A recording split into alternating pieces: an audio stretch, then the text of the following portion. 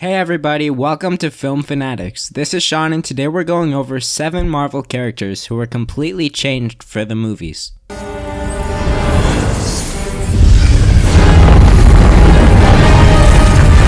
First up is Scarlet Witch. In the movies, we see Scarlet Witch along with her twin brother Quicksilver introduced as 2 orphans who got their powers through Hydra experimenting on them with the Mind Stone. And they are thought to have had normal, as in a human, mother and father, who both died when a Stark mortar shell hit their apartment. That's a lot different from the comics, where Scarlet Witch and Quicksilver are born mutants, meaning they were born with their powers. However, this couldn't be used in the MCU, as Fox previously had the rights to X-Men properties. And that's not all. They were even revealed to be children of X-Men's greatest foe, Magneto, and are introduced as part of Magneto's Brotherhood of Evil Mutants.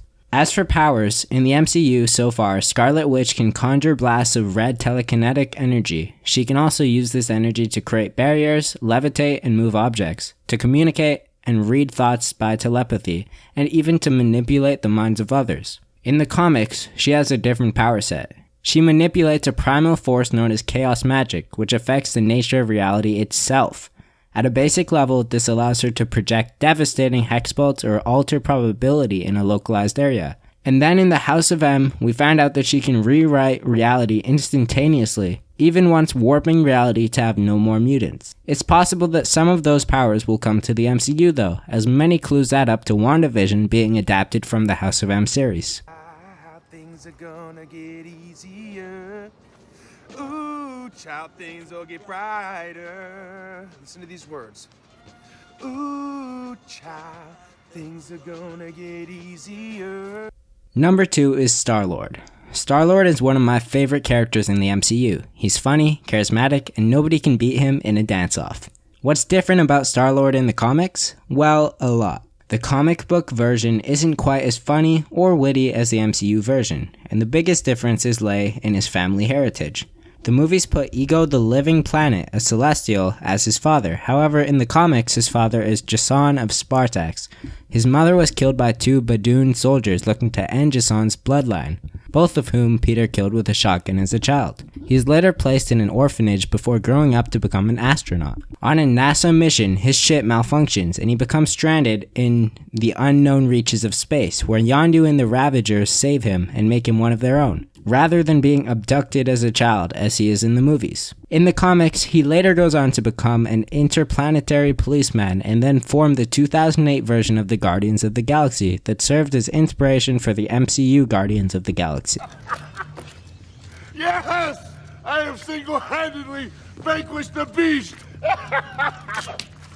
Number 3 is Drax. Dave Bautista's performance of Drax was strong in the movies. The best thing about him, in my opinion, were how he takes everything literally, and of course, his powers of invisibility. An hour? Are you serious? I've mastered the ability of standing so incredibly still that I've become invisible to the eye. Watch.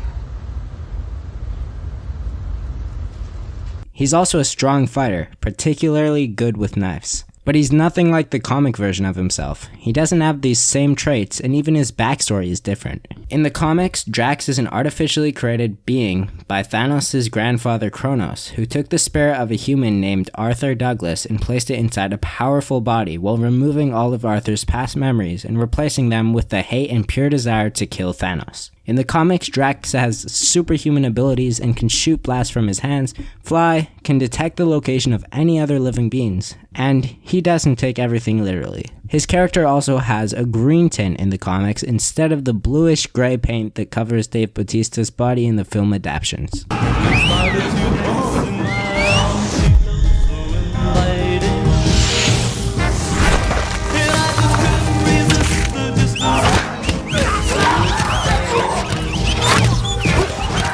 Number 4 is Yondu. In the MCU, Yondu was a leader of an exiled faction of the Ravagers and adoptive father to Peter Quill. He also has an arrow that he can control by whistling, which proves to be a damn powerful weapon, and he's portrayed as a rogue with little use for morals.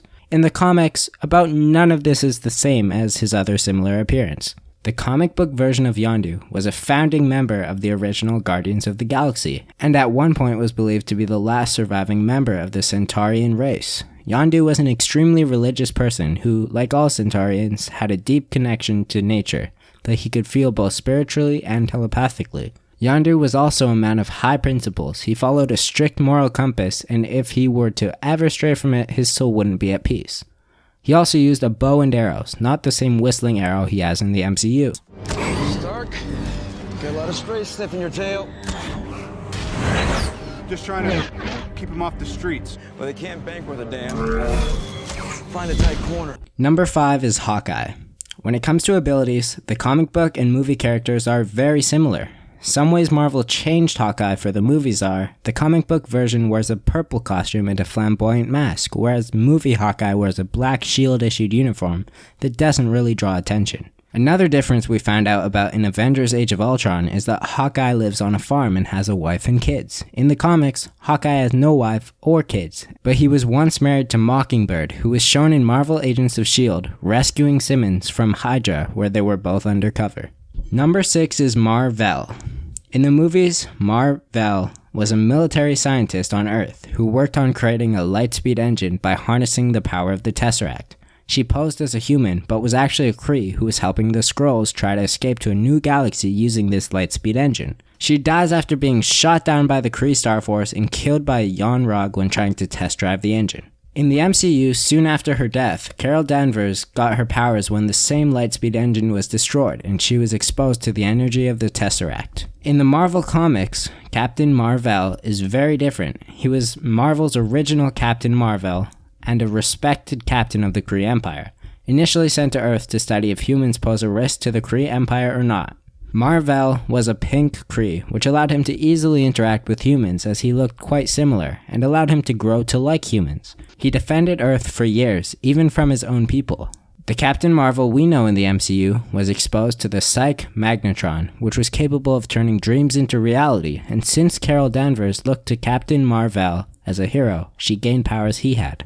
Number 7 is Mantis. The comics version of Mantis and the MCU one share little in common. Mantis was introduced as a martial artist, raised by alien priests to be the mother of the Celestial Messiah. Mantis always spoke in the third person and referred to herself as this one. This aspect of her personality was dropped for the film, along with her air of confidence that she had because of her superior martial arts skills. The movie's Mantis was socially awkward, and her physical appearance and empathic powers seemed to be the only things in common between both the comics and the movies. Thanks for watching, like and subscribe. I make content about Marvel, Supernatural, and a few other shows, and let me know what character do you think Marvel changed the most from the comics.